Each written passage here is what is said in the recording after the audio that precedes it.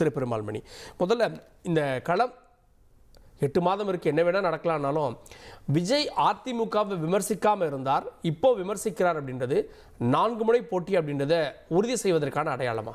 ஆமாம், 4 முதலமைச்சர் கேண்டிடேட்ஸ் வந்துட்டாலே அது 4 முனை போட்டி தானே. ஏன்னா 2021 தேர்தலுக்கும் 2026 தேர்தலுக்கும் உள்ள ஒரே வித்தியாசம் தாவேகாவினுடைய வருகை தானே.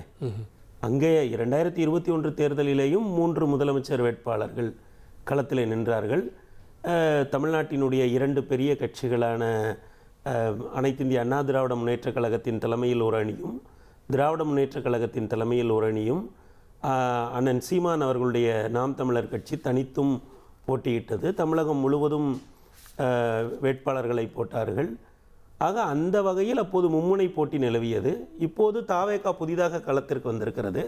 அவர்கள் நாங்கள் எல்லா தொகுதிகளிலேயும் வேட்பாளர்களை போடுவதற்கு தயாராகிவிட்டோம், கூட்டணிக்கு தயாராக இருக்கிறோம், கூட்டணி அரசுக்கே கூட தயாராக இருக்கிறோம் என்று அறிவித்துவிட்ட பிறகு 4 முனை போட்டி என்பது முந்தைய காலங்களில் நிறைய காம்ப்ரமைஸ் நடந்திருக்கு. விஜயகாந்த் அப்படி தான் வந்தார், கூட்டணிக்கு போகலையா, முதலமைச்சர் கேண்டிடேட் தான், அன்புமணி அவர்கள் கூட்டணிக்கு திரும்ப போகலையா, அது விஜய்க்கும் பொருந்தும் அப்படின்ற ஒரு பார்வை இன்னும் வச்சுட்டு இன்னமும் நீங்கள் நினைக்கிறீங்களா அவர் கூட்டணிக்கு போவார்? இபிஎஸ் சொன்னார் பிரம்மாண்ட கட்சி ஒன்று வரப்போகுது அப்படின்னு ஒரு இக்கனால சொன்னார். இல்லை இதுக்கப்புறம்லாம் வாய்ப்பே இல்லை. என்ன இது, அவருக்கு கட்சி கூடி அவர் தான் முதலமைச்சர் வேட்பாளர்னு தீர்மானிச்சிட்டாங்க.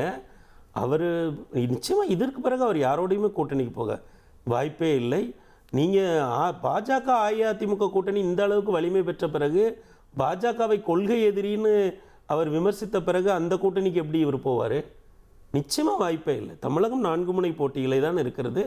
அவர் குறிப்பாக பெண்கள் வாக்குகள் இந்த முறை விஜய்க்கு மிகப்பெரிய அளவில் கை கொடுக்கும். அதற்கான காரணிகளை நம்ம களத்தில் பார்க்கிற பொழுதும் தெரிகிறது. இல்லை, இந்த 4 முனை போட்டி அப்படின்றது களத்தில் இருந்த ஏற்கனவே இருந்த 3 பேர், புதிய வரவு இவர் யாரை டேமேஜ் பண்ணுவார் அப்படின்னு ஒரு கேள்வி இருக்குல்ல. இவர் எல்லா தரப்புல இருந்துமே வாக்குகளை எடுப்பார். விஜய்க்கு அக்ராஸ் த செக்ஷன் ஒரு அக்செப்டன்ஸ் இருக்குது. நிச்சயமாக எல்லா தரப்புல இருந்தும் வாக்குகளை எடுப்பார். குறிப்பாக பெண்கள் வாக்குகள் இப்போ இவ்வளவு நாட்களும் இருவரும் முன்னேற்ற கழகங்கள்கிட்ட பெண்கள் வாக்குகள் இருந்தது. இப்போ ஐயா கலைஞர், அம்மா ஜெயலலிதா இவர்கள் எதிரெதிர் அரசியல் செய்த காலகட்டங்களில் ஒரு அரசு பெண்களை பாதுகாக்கும் இல்லைங்களா. இப்போ பிரச்சனை என்ன அப்படின்னு நீங்கள் பார்த்தீங்கன்னா, இங்கே நாம் பேசுகிற அரசியல் அல்லது கருத்தாக்க தளத்தில் பேசப்படுகிற எல்லா விஷயங்களுமே, சித்தாந்த தளத்தில் பேசப்படுகிற எல்லா விஷயங்களுமே ஒரு ஜெண்டராக நீங்கள் பகுத்து பார்த்தீங்கன்னா அது ஆண்களை மையமாக வைத்ததாகவே இருக்கிறது. ஆனால் இங்கே பெண்களுக்கான திட்டங்கள், பெண்களுக்கான அரசியல்னு அப்படி ஒன்று இருக்குல்ல. இப்போ இதில் எது முக்கியமாக மிஸ் ஆகுது அப்படின்னு நான் களத்தை கூர்ந்து பார்க்கிற பொழுது என்ன மதிப்பிடுகிறேன் என்றால், கலைஞர் ஐயா ஜெயலலிதா அம்மா கால அரசியலில் பெண்கள் அரசுக்கிட்டே இருந்து கிடைக்கக்கூடிய ஒரு பாதுகாப்புன்னு ஒன்று இருக்குல்ல. இப்போ தமிழ்நாட்டில் ஒரு 1 கோடி குடும்பங்களுக்கான மின் கட்டணத்தை அரசு கட்டுது. அப்போ அவங்க அந்த நிலைமையில் இருக்காங்க. ஒரு நாளைக்கு ஒரு 1.5 யூனிட் தான் அவங்க பயன்படுத்துகிறாங்க. அந்த அளவில் தான் அவங்களுடைய வாழ்க்கை தரம் இருக்குது. அந்த வாழ்க்கை தரம் இருக்கக்கூடிய குடும்பங்களோட பெண்களுக்கு கூட அரசுங்கிற ஒரு அமைப்பு இருக்குல்ல, இன்ஸ்டிடியூஷன், கவர்மெண்ட் ஆஸ் அ இன்ஸ்டிடியூஷனாக ஒரு பாதுகாப்பை கொடுத்தது. இப்போ நீங்கள் ஒரு கிராமத்தை எடுத்துக்கங்க, நீங்களும் கிராமத்துலேருந்து வந்தவர் தான், பலர் கிராமத்தில் இருக்கும். இப்போ ஒரு கிராமம் நமக்கு வெளியுது அப்படின்னா, கிராமத்துக்குள்ளே ஒரு காலகட்டத்தில் ஒரு அரசு பேருந்து வந்தது, ஒரு காலகட்டத்தில் மின்சாரம் வந்தது, ஒரு காலகட்டத்தில் அரசு தொலைக்காட்சி வந்தது, அதற்கு பிறகு பஞ்சாயத்து தொலைக்காட்சினே ஒன்று வந்தது தெரியுங்களா ஒரு காலகட்டத்தில். அதற்கு பிறகு அரசு வீடுகள் தோறும் தொலைக்காட்சிகளை கொடுத்தது. அதற்கு பிறகு இல்லந்தோறும் மிக்சி வந்தது, கிரைண்டர் வந்தது, அரசு ஆடு மாடுகளை கொண்டு வீடுகளில் கொடுத்தது, லேப்டாப் வந்தது, சைக்கிள் வந்தது. ஆனால் இதெல்லாம் ஒரு காலகட்டம். ஒரு நேரத்தில் கிராம பஞ்சாயத்துக்குள்ள டாஸ்மாக் வருது. அப்போ அந்த பொருளாதாரம் என்ன ஆகும்? நீங்க ஒரு இல்ல அது கிட்டத்தட்ட 23 ஆண்டுகளுக்கு மேல ஆயிருச்சு. அதோட தாக்கம் தலைமுறை கடந்துருச்சு. நீங்க இதுதான் என்னன்னா, இந்த கிராம பஞ்சாயத்துகளுக்குள்ள டாஸ்மாக் எப்போ போச்சுன்னு பாருங்க. எந்த காலம் டாஸ்மாக் விற்பனைக்குள்ள இப்படி ஜெனரலைஸ் பண்ணாம, டாஸ்மாக்ங்கிறது 23 வருஷமா விற்பனை பண்ணிட்டு இருக்கு. 2003 விற்பனை பண்ணுது, இன்னைக்கு 22 வருஷமா விற்பனை பண்ணுது. ஆனால் கிராம பஞ்சாயத்துக்குள்ள போச்சு இல்ல. அப்ப என்ன, ஏன்னா ஒவ்வொரு கிராமமும் தன்னளவில் ஒரு தனி அரசுனாரு காந்தி. அப்போ ஒரு கிராமத்துக்குள்ள, ஒரு கிராம பஞ்சாயத்துக்குள்ள நான் குறிப்பிட்ட இந்த விஷயங்கள்லாம் வந்த பொழுது அது மக்களை எப்படி பாதித்தது? அந்த இடத்துல தான் அதே மகளிர் வாக்குகள் 1,16,00,000 பேருக்கு நேரடியாக 1000 ரூபாய் பெறாங்க. இப்போ ஒரு 30-35 லட்சம் பிளான் பண்ணியிருக்காங்க. இட்ஸ் நியர்லி 1.5 crore ஆக போகுது. அப்போ அதுல என்ன பெரிய தாக்கம்? இது வந்து எப்படி விஜய்க்கு போகும்னு நினைக்கிறீங்க? என்னன்னா இது போன தேர்தல் வரைக்கும் இன்னுமே இதுல வந்து நம்ம ஒரு விஷயத்தை உடைச்சு பேசுறது அப்படின்னா, பணம் வந்து ஒரு பெரிய அளவில் தமிழக அரசியல் களத்தில் இருக்குது.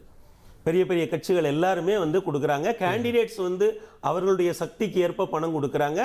அப்போ அதிருப்தியில் இருக்க வாக்குகளை பணத்தை வைத்து சரி கட்டி கொள்ளலாம் அப்படிங்கிற எண்ணம் கூட கட்சிகள் மத்தியில் இருக்குது. ஆனால் அப்போ அவங்களுக்கு இன்னொரு ஆப்ஷன் கிடையாது. இந்த தேர்தலில் அப்படி ஒரு ஆப்ஷன் புதுசா வருது. திரைப்படங்கள்ல இருந்து ஒரு கரிஸ்மேட்டிக்கான ஒரு லீடர் வராரு, பெண்களுக்கு நன்கு அறிமுகமான ஒரு தலைவர் வந்து களத்துக்கு வராரு. அப்போ இந்த இடத்துல இப்போ நீங்க ஒரு காலகட்டத்தில் நீங்க பாருங்க, தமிழ்நாட்டில் அரசுகள் எவ்வளவு கவனமாக பெண்கள் விஷயத்துல இருந்ததுக்கு மட்டும் சொல்றேன். இந்த மார்னிங் பில்ஸ்ன்னு சொல்லி ஒரு கருத்தடை மாத்திரைகள் இருக்கும். அந்த மாத்திரைகள் தமிழ்நாட்டில் ஒரு 5 ஆண்டு காலம் ஜெயலலிதா தடை பண்ணியே வச்சிருந்தாங்க. ஏனென்றால் அவர்களுக்கு ஏதோ ஒரு அறிக்கை சொல்லப்பட்டிருக்கு, என்னன்னா இதெல்லாம் வந்து பெண்களுக்கு எதிரான வன்முறையில ஒரு பார்ட்டா இருக்கு அப்படின்னு சொல்லும்போது, அப்போ ஒரு நுட்பமாக பார்த்த ஒரு அரசு இருக்குல்ல. இப்போ இங்க என்ன நடக்கு அப்படின்னு பாத்தீங்கன்னா, பல இடங்கள்ல இருவரும் முன்னேற்ற கழக அரசுகளும் ரொம்ப ஸ்மார்ட்டா பல விஷயங்களை பண்றாங்க. ஆனால் அது அடியில போய் கீழே இருக்கக்கூடிய பெண்களை, ஏன்னா பெண்களுக்குன்னு ஒரு பெரிய வாய்ஸ் இங்க இல்லை. அப்ப அந்த பெண்களை எப்படி பாதிக்குது அப்படின்னு பார்க்கும்போது இங்க ஒரு புதுசா ஒரு சக்தி வருது. அந்த இப்ப என்னன்னா, இருவரும் தலைவர்களுக்குமே அணிகள் இருக்கிறது, அவர்களை நெருங்கி தலைவர்கள் இருக்கிறார்கள். ஆனால் நீங்க எல்லாத்தையுமே இதற்கு முன்னால் வந்த 2-3 தேர்தல்களில் சமாளித்ததை போல பணபலத்தை கொண்டோ அல்லது ஒரு ஆப்ஷன் இங்க அல்லனா அங்க, இவங்க முதல் இடத்துக்கு வந்தா அஇஅதிமுக முதல் இடத்துக்கு வந்தா திமுக 2வது இடத்துக்கு வந்திருக்கு, திமுக முதல் இடத்துக்கு வந்தா அஇஅதிமுக 2வது இடத்துக்கு வந்திருக்கு. அப்ப இந்த கேம் இப்படிதானே போகும் அப்படிங்கிற மாதிரியான ஒரு சூழல் வந்து இங்க மாறுது. இந்த தேர்தலில் முக்கியமான ஒரு பங்கை விஜய் செய்ய போகிறார். அந்த பங்கை முக்கியமாக செய்வதற்கு காரணமாக இருக்க போறது பெண்களினுடைய வாக்குகள். வழக்கறிஞர் திரு சேலமணிகண்டன் இணைந்திருக்க நிகழ்ச்சிக்கு அவரை வரவேற்கிறேன். நான் திரும்ப வரேன். திரு சேலமணிகண்டன், பத்திரிகையாளர் சுபேர், களத்தில் நேரடியாக அஃபிஷியலாக சுற்றுப்பயணம் அப்படின்னு ஆரம்பிச்சிருக்கிறது அதிமுக பொதுச் செயலாளர். பேசிகிட்டு இருக்கோம், இப்போ தான் தொடங்கின மாதிரி இருக்குது. கிட்டத்தட்ட 110 தொகுதிகளை வந்து அவர் நியர்லி சுற்றுப்பயணம் செய்திருக்கிறார். கூட்டம் கூடுது, அந்த கூட்டத்தில் தொடர்ந்து அரசை விமர்சித்து வருகிறார். அப்போ களத்தில் முன்னிலையில் இருப்பது அதிமுகன்னு பார்க்க வேண்டாமா? இல்லை, முன்னிலை அப்படின்னு நம்ம எடுத்துக்க முடியாது. தேர்தல் பிரச்சாரத்தை இது தொடங்கியிருக்கிறார். அதிமுகவினுடைய பொதுச் செயலாளர் முன்னாள் முதலமைச்சர் எடப்பாடி பழனிசாமி அவர்கள் பிரச்சாரத்தை தொடங்கியிருக்கார். இந்த பக்கம் திமுகவும் தொடங்கியிருக்கிறாங்க. அது ஏறக்குறைய அதுவும் பிரச்சாரம் மாதிரி தான். இப்போ அவங்க நேரடியாக பிரச்சாரமா இல்லாமல் நேரடியாக அரசு மூலியமாக போயிட்டு இருக்காங்க. இப்போ 2 கட்சிகளும் தேர்தலுக்கு தயாராகிட்டாங்க அப்படின்னு தான் பார்க்கணும். இந்த 4 முனை போட்டி அப்படின்னு நீங்கள் தலைப்பு பார்க்குறப்ப தமிழ்நாட்டில் 4 முனை போட்டியெல்லாம் கிடையாது. 2 முனை போட்டி தான். 4 பேர் களத்தில் இருக்கிறாங்க, அவ்வளோதான். 2 அதிமுக திமுக தான் இன்னைக்கு தமிழ்நாட்டில் கடந்த 2024 நடந்த டேட்டாவை வச்சு நம்ம பேசுகிறா இருந்ததுன்னா திமுக 40 தொகுதியில் வெற்றி பெற்றிருக்கு. அதுக்கு அடுத்தபடியாக அதிமுக இருக்குது. இந்த 2 பேர் தான் இன்றைக்கி அந்த ஓட் பேங்க் இருக்கிறாங்க. அதுக்கு அடுத்து நாம் தமிழர் கட்சி 2% வாங்கியிருக்கு. இந்த 3 தான் வந்து இன்றைக்கி களத்தில் ப்ரூஃப் பண்ணப்பட்ட ஒரு கட்சி. ரெக்கார்டாக நம்மள்கிட்ட இருக்குது, டேட்டாவாக இருக்குது. அடுத்து 4வதாக விஜய் ஒருத்தர் வர்றார். இப்போ 2 பேர், விஜயா இருக்கட்டும், நாம் தமிழராக இருக்கட்டும், 2 கட்சியும் களத்தில் இருக்கிறாங்க. போட்டி அப்படிங்கிறது வந்து அதிமுக திமுகவுக்கு தான். அதிமுக திமுக தான் போட்டிங்கிறது எதார்த்தம். அதிமுக தலைமையிலான என்டிஏவும் திமுக தலைமையிலான இந்தியா கூட்டணியும் தான் இன்னைக்கு தமிழ்நாட்டில் போட்டி. 26 தேர்தலில் யார் ஆட்சிக்கு வரணும், யார் முதலமைச்சர், எடப்பாடி பழனிசாமியா இல்லை ஸ்டாலின் அவர்கள் அப்படிங்கிறதா இன்னைக்கு தமிழ்நாட்டினுடைய நிலைமை. நீங்க 4 முனை போட்டி அப்படிங்கலாம் 4 பேரும் களத்தில் இருக்கிறாங்க. 4 பேரும் சரிபலத்தோடு இருக்காங்களா நான் கேட்கல. ஆனா இந்த ஒருத்தர் இன்னொருத்தரை டேமேஜ் பண்றாரு. மேபி ஒரு முழுமையான ஒரு மெஜாரிட்டி அரசை அமைய விடாமல் தடுப்பதற்கு யாரோ ஒருத்தர் உதவிடுவாங்க அப்படின்னு ஒரு பார்வை வைக்க போகுது. இல்லை, அந்த அளவுக்கு ஓட்டுகளை பிரிக்க மாட்டாருன்னு நான் நினைக்கிறேன். ஏன்னா வந்து இப்போ நீங்கள் கட்சி ஆரம்பித்து 2024 நாடாளுமன்ற தேர்தல் டேட்டாஸை வச்சுக்கோங்க. அதுக்கு பிறகு இப்போ கட்சி ஆரம்பித்து 2 வருஷத்தில் திருப்பி ஒரு தேர்தல் வருது. இந்த 2 வருடத்தில் விஜயினுடைய செயல்பாடுகள் என்ன? தமிழ்நாட்டில் மக்களை அப்படியே புரட்டி போடக்கூடிய பல பிரச்சனைகளை கையில் எடுத்து பெரிய போராட்டம் ஆர்ப்பாட்டம் பண்ணி ஒரு எழுச்சி நாயகனாக மாறி தமிழ்நாடு முழுவதும் போய் சேர்ந்திருக்கிறாரா அப்படின்னா அது எதுவுமே இல்லை. பிரச்சனையின் அடிப்படையில் தான் இங்கே மக்கள் வந்து தலைவர்கள் உருவாகிறாங்கிறது வரலாறு. அப்படி எந்த பிரச்சனையும் கையில் எடுத்து ஒரு பெரிய போராட்டம் ஆர்ப்பாட்டம் நடத்தி ஒரு எழுச்சியை அவர் உண்டு பண்ணிடல. இன்னைக்கு அவர் பின்னாடி இருக்கக்கூடிய கூட்டம் அவர் திரைப்படத்தில் நடிகராக இருந்த பொழுது ஒரு ரசிகராக இருந்த கூட்டம். இப்போ விஜய் நீங்கள் எடுத்துக்கிட்டிங்கன்னா நடிகர் விஜய் இல்லாமல் ஒரு சாமானிய விஜயாக ஒரு கட்சி ஆரம்பிச்சிருந்தாருன்னா இவ்வளவு கூட்டமோ இவ்வளோ ஆர்ப்பாட்டமோ ஒரு எழுச்சியோ வந்திருக்காரு. ஏன்னா அவர் எதுவுமே செய்யலை. அரசியல் ரீதியாக களத்தில் மக்களுக்கு எதுவுமே செய்யலை.